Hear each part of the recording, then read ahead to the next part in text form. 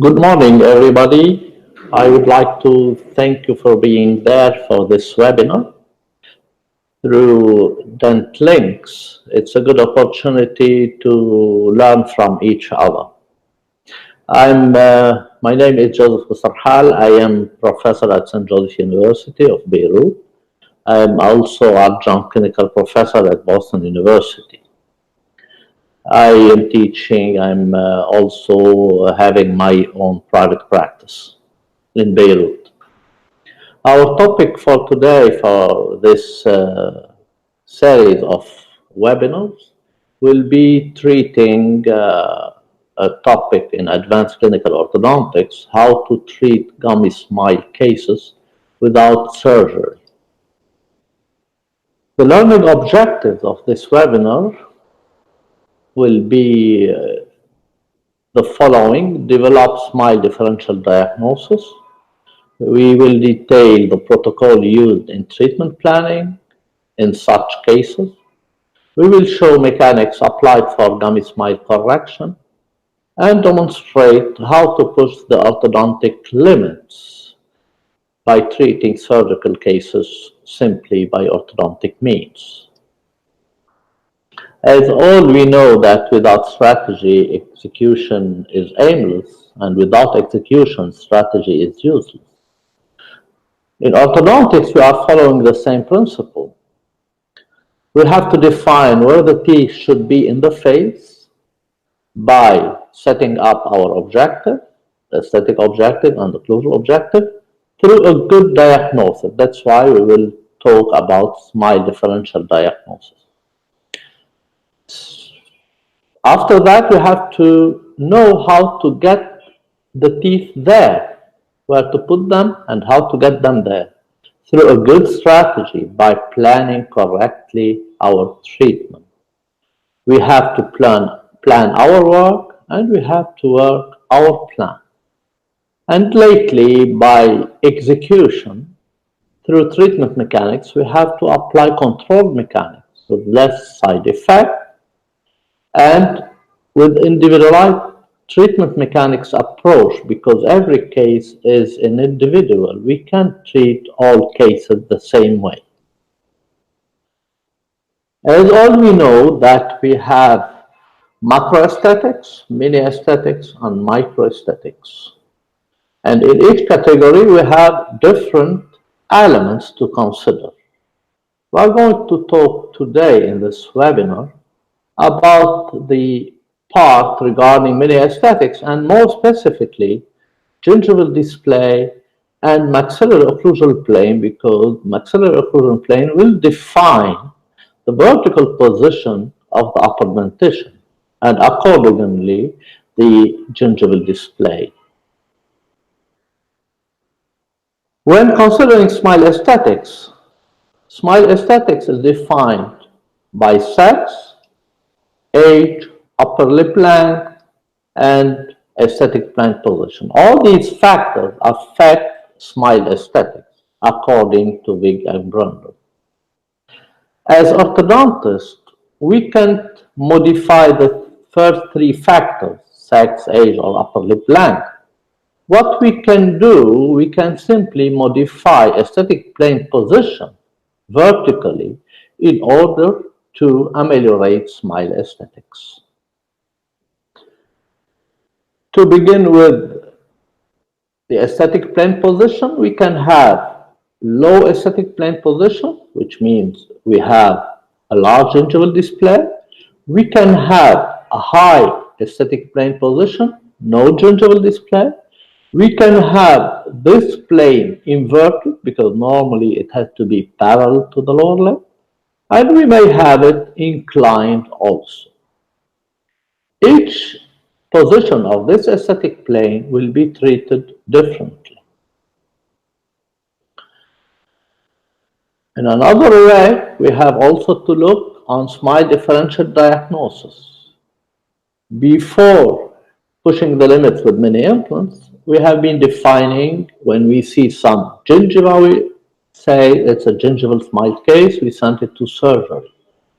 But now we can apply differential vertical control mechanics. That's why we have to diagnose in a different way the anterior part from the posterior part. We may have anterior gingival display or posterior gingival display.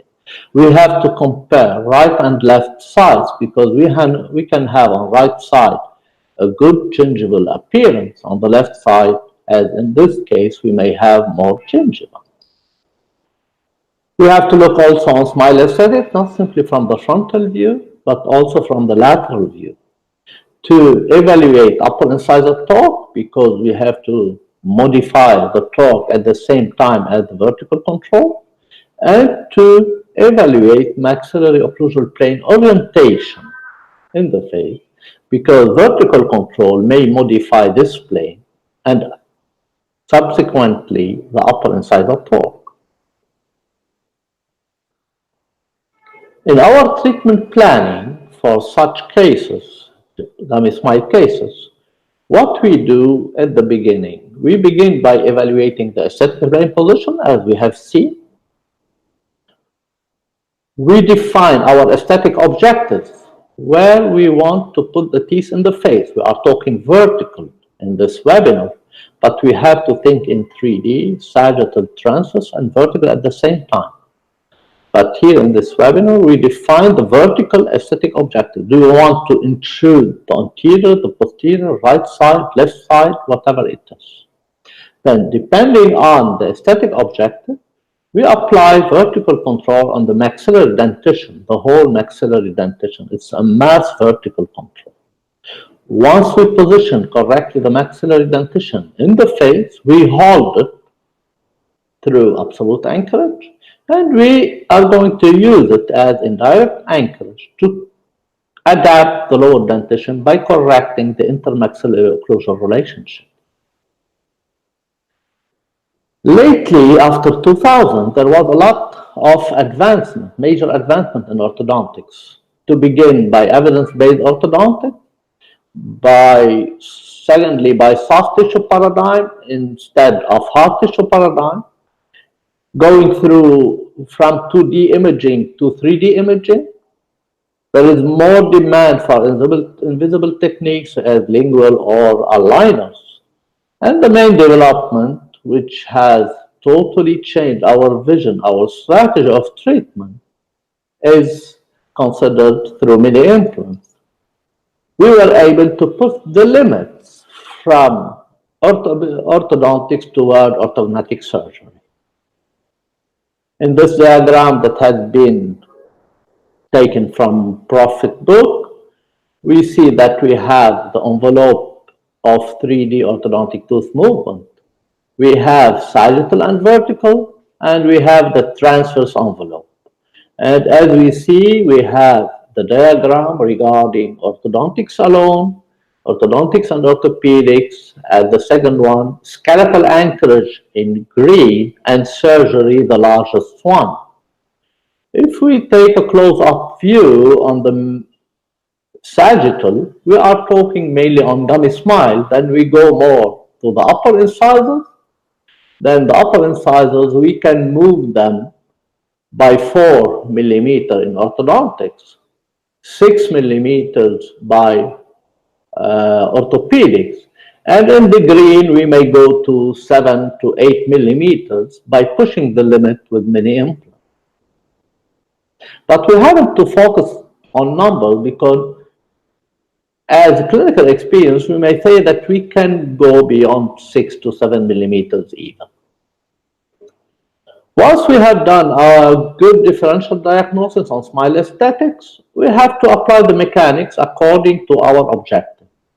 What kind of mechanics are we applying to gummy smile correction? We have to take in charge the whole dentition, then we bend all the teeth from second molar to second molar. We'll see even we are going to bend third molar too, in order to intrude the whole maxillary arch. We consider that we have the center of resistance between first and second premolar. And if we want to intrude the maxillary dentition in a parallel way, we put a mini implant posteriorly between 5 and 6, according to the literature, where we have more space between the roots. And we put the another mini implant in the anterior area, and we apply vertical force on our fixed appliance in order to intrude it in parallel way anteriorly and posteriorly. We keep the occlusal plane parallel. In another situation, we may want to have more posterior intrusion. If you have a posterior gummy smile, then we put simply the mini implant on the posterior area, we apply vertical control, and we will rotate, we intrude more the posterior than the anterior, and we will get a clockwise rotation of the maxillary dentition and the maxillary occlusal plane. In another clinical situation, we may have more anterior gummy smile. We put the mini implant in the interior area. It may be inserted between the two centrals or between lateral and canine, depending on the effect on the incisor torque that we want to have. We apply vertical control mechanics. We have the lever arm, which will rotate the maxillary dentition in counterclockwise way, intruding more the anterior and the posterior, and affecting the occlusal plane accordingly. Then we have developed it in the sagittal view. If we look from the interior view of the smile, we have to consider gingival display. If we have a symmetrical gingival display, we intrude right and left the same way. But if we have an inclined occlusal plane, we have more gingival display on the right side than the left side, we may apply a symmetrical intrusion on the right side in order to put the occlusal plane parallel to the bipapillar line. Now, depending on aesthetic evaluation from lateral view to anterior view, we define where we want to put the maxillary dentition in the face. We put our mini implants accordingly. We apply the force in the desired direction in order to accomplish the movement. As treatment planning for protocol, what we do, we intrude the maxillary dentition. We position it correctly to the face. You see on the right side, the lip profile. Once positioned correctly, we ligate it to the mini implant. We apply intermaxillary mechanics to adapt the mandibular dentition to the maxillary dentition. It's like orthodontic surgery, but we are doing now with orthodontics. Before, we have been doing low for one surgery to impact for maxillary impaction, then mandibular adaptation by mandibular surgery or mandibular advancement or mandibular auto-rotation. We will show these principles through one clinical case. We go slowly on it to see the differential diagnosis, the control of the occlusal plane, the effect on the upper incisor torque, and the correction of a gummy smile.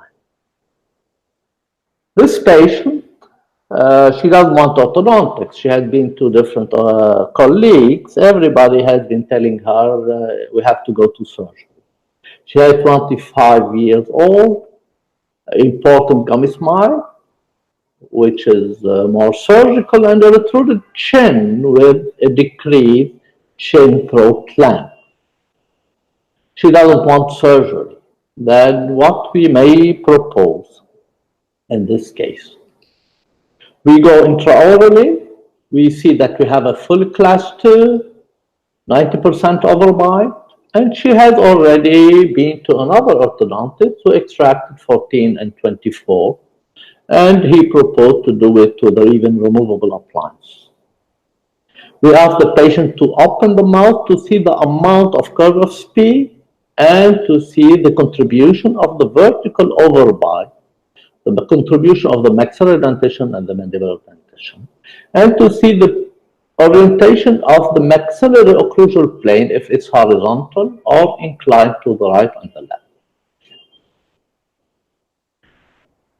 As we have seen, we are following the same protocol. We will begin by, we will treat it with orthodontics without surgery. We will put the limits by mini implants.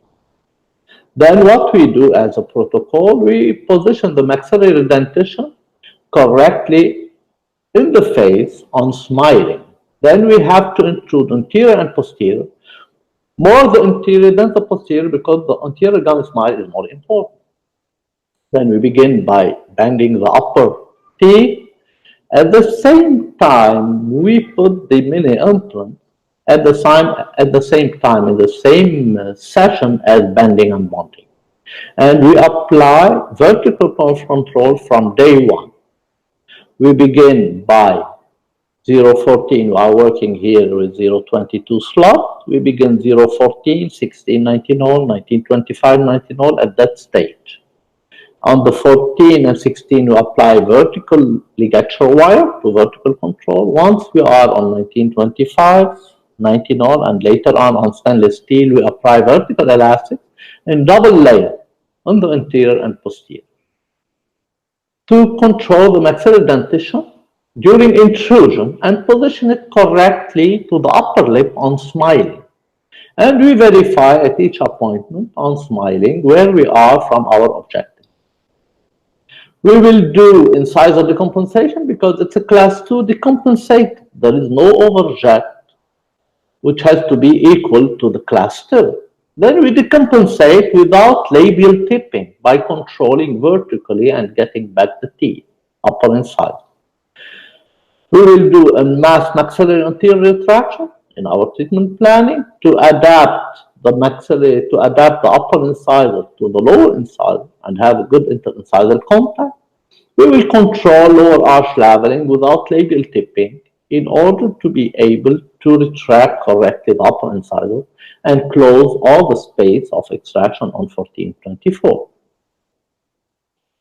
Then we will do this movement by controlling the upper incisors by intruding and retracting with the controlled mechanics. That's the case. We see it on a close-up view during intrusion. And for mini implant placement, we have to consider at the same time to put the mini implant. In this case, for example, we have a palatal tipping of the upper incisor. We put the mini implant between the two centrals in a paraphrenium area, just to avoid this, the upper lip frenum. And we have a V-band to hold between the two centrals. And we have a double layer of elastics coming up from the mini implant down around the wire and getting up to the mini implant. From the lateral view, we have to consider that we have to have enough length of the mini implant outside the gingiva in order to avoid any compression from the elastic on the gingiva of the upper incisor. We have to be parallel outside the gingiva in order to be able to intrude without irritation. The intrusion mechanics have to go slowly with light force, and we have to change our elastics once every 2 months in order to avoid any root resorption during intrusion.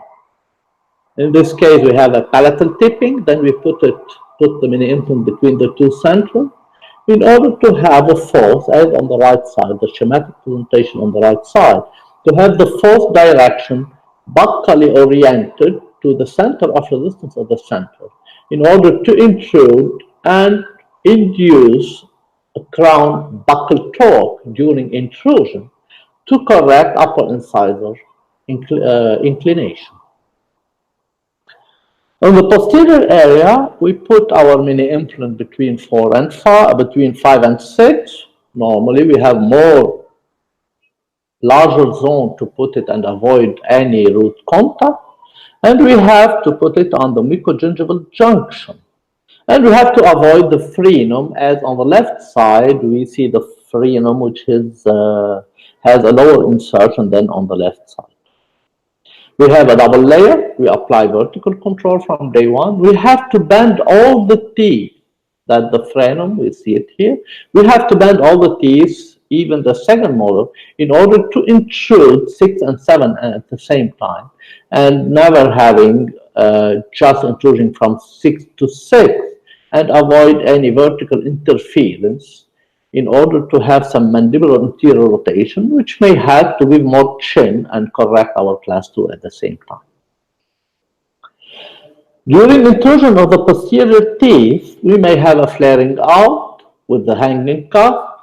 That's why we put a transpalatal bar at the same time as intrusion, far enough from the palate, because during intrusion, the palatal bar will go up higher and higher, and it may impinge the palate. That's why we make it open at the beginning. It's a removable transpalatal bar in the lingual sheath of the bands on the first molar. We put it as low, as far low enough in order to have vertical control effect by the tongue and avoid any contact with the palate. Once we begin to be closer to the palate, we remove it. We close the loop in order to have it shorter and avoid any palatal contact. The advantage of this transpalatal bar that it may correct molar rotation. It maintains the transverse dimension, a good transverse control, and at the same time, because it's a double wire, 0.8 stainless steel thickness, you may apply torque control on the first molar if needed. In this case, we banded 6, 7, and 8. It's another case we are showing here just to show you the transpalatal bar advantages. We put sometimes bite blocks in order to control the vertical eruption of the teeth and bend even the third molar if needed. We go back to our case. In this case, we begin our vertical intrusion, maxillary dentition intrusion, anterior more than posterior. We correct upper incisor torque. The torque is correct. We have done some decompensation. We have an overjet equal to the space to be closed between upper canine and second premolar. We decompensate, we intrude. Once we decompensate and we intrude, we begin retraction. We may retract with an open coil spring in order to have continuous light wire. At the same time, we may continue posterior intrusion, as you may see by the elastic from the posterior mini implant to the wire between 5 and 6, in order to continue vertical intrusion in the posterior area. A mass maxillary anterior retraction in order to close all the maxillary space and have a good overjet. Once we have a good position of the canine, we apply vertical triangular elastic in order to finish corrected occlusion. Have a good close one, good overjet, good overbite. We planned our treatment and we have been working our plan. Everything is under control because we have been bending all the teeth and controlling the lower dentition during leveling too. That's the beginning of the case. That's the end of treatment. We have been able to have a good interincisal contact, or good correction of the overbite, the overjet. We have a good class 1 on the canine and the molar. We have been closing all the spaces. If we have a close-up view about the gingiva, what's happening sometimes that the intrusion effect, we haven't the same rate of remodeling of the gingiva as we see on the anterior area. Even in the posterior area on the molar, we have still some need to have a surgical intervention in these extreme cases to remodel the bone in this area, because the remodeling wasn't following correctly the same rate as the intrusion. We see the lateral view of the upper incisor torque correction, anterior gingival display correction, and upper incisor control as has been planned from the beginning. Anterior view, also we may need subgingival adjustment at the end, but we have been able to transform the case from surgical case to non-treated by orthodontics alone. From the lateral view, if we see the modification on the vertical situation of the occlusal plane, you see the amount of gingival display correction that we have been able to ameliorate. That the true horizontal line, and we trace the occlusal plane orientation. You see the amount of rotation, counterclockwise rotation of the upper dentition in the face. It has been planned like a low for 1 surgery, but it's low for 1 dentoalveolar intrusion instead of surgical intrusion. we have been able to reposition the maxillary dentition correctly in the face by progressive intrusion and remodeling. The upper incisor torque has been corrected by about 22 degrees. The emergence of the upper incisor in the face looked more favorable than before. We have been able to torque the upper incisor not simply by torquing the slot or by adding torque on the wire. We are torquing the upper dentition, the upper occlusal plane. If we modify the upper dentition rotation in the face, we may affect upper incisor torque in the face. We go further by analyzing the case. We see the amount, the same X-ray machine, same scanning, then we have the same dimension. We see the amount of intrusion of the incisor that we have been able to accomplish in this case, and we see the integrity of the roots already on the incisor and the mold.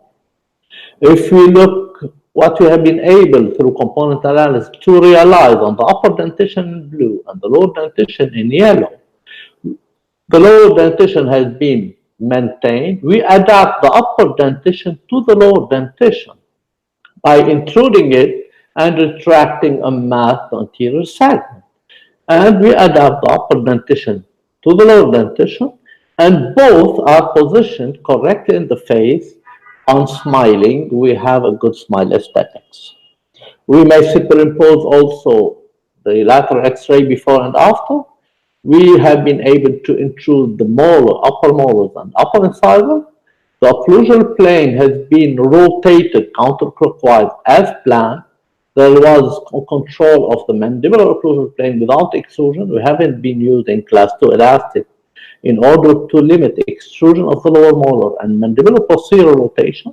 And we have been able even to give more chin, because when we intrude the upper dentition, the mandible will rotate forward and it gives more chin in the face, and we decrease the vertical dimension.